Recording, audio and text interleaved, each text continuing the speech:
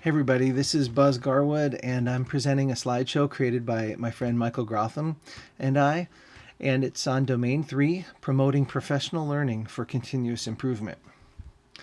The teacher leader understands the evolving nature of teaching and learning, established in emerging technologies, and the school community, which basically means teacher leaders don't want to have their heads in the sand when it comes to new technology. Instead, they want to be kind of on the cutting edge, checking out to see if there's something there that we can use in the classroom for either students to enhance their learning or even as a teacher to make their job a little easier. The teacher leader uses this knowledge to promote, design, and facilitate job embedded professional learning aligned with school improvement goals.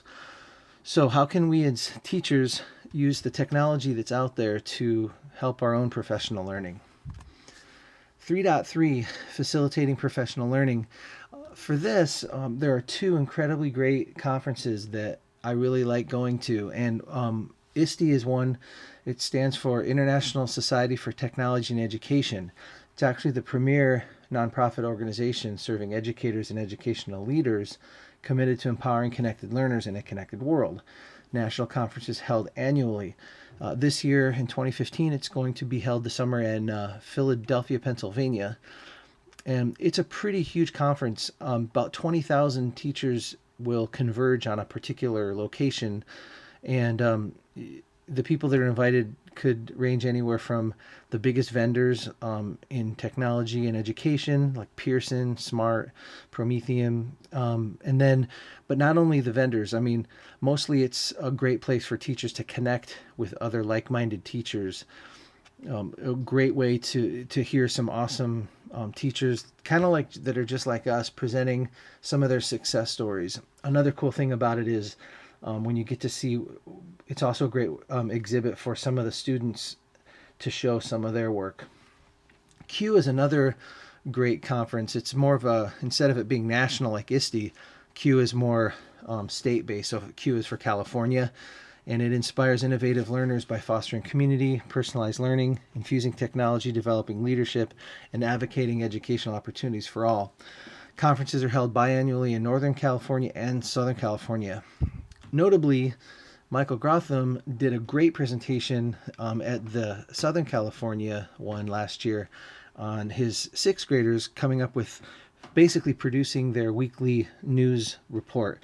And when I went to this particular conference that he held, his presentation was like standing room only, and it was great. Like, I learned a ton, and I've been doing video announcements with my kids for years. So it's great to be friends with such a great colleague when it comes to educational technology. Another resource that we like is Free Tech for Teachers. It's a site that gives daily tech updates, and this area over here comes in an email once a day, and you can just see if there's something cool you like that you want to go check out. And it's, like I said, it's free. It's usually web-based, or there could be a free app that you might want to check out. But the guy who runs it is a teacher. I mean, he just finds cool resources and wants to share them. So it's kind of his way of giving back. So he uses technologies in professional learning that way. 3.3 and 3.4 kind of go together. Edutopia it's a great resource too. It's an online website, and this particular article was about LA Unified School District with their iPad initiative, 5 critical technology integration issues. The idea here is that we can learn from school districts who have successes, but we can also learn from their failures, and we can identify appropriate technologies and be able to assess our needs and differentiate learning. 3.7, providing constructive feedback. When it comes to establishing a PLN through social networks, and PLN is Personal Learning Network, basically Twitter and Facebook groups are a really great way. Twitter, if you hashtag EdChat at 4 p.m. Eastern, 7 p.m.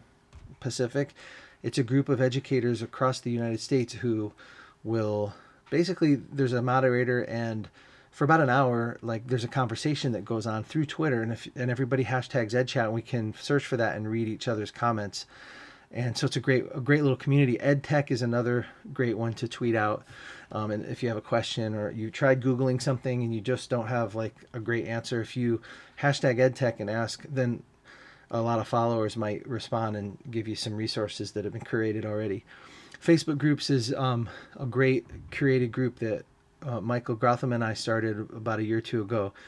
It's basically for Corona Norco teachers, so it's a way that we can communicate with other teachers, like-minded teachers who are trying to integrate technology, but like that we may know them, firsthand because they're in our district. So it's a great local way to use technology and social networking to do that. 3.8, using emerging trends to guide professional learning. This Education Week is another great resource that comes out, and well-written articles. And this one was on making sense of the math, Common Core math in practice. So this publication talks about key shifts to educate teachers banding together, ELL students, integrated math. I mean, pretty much great Q&A, a great community as well. And then just for fun, 3.4, using technologies for professional learning. This kid thinks that if I just follow my teacher on Twitter, I'll learn a lot. But the teacher's saying no, you have to come to class too. So it's kind of funny.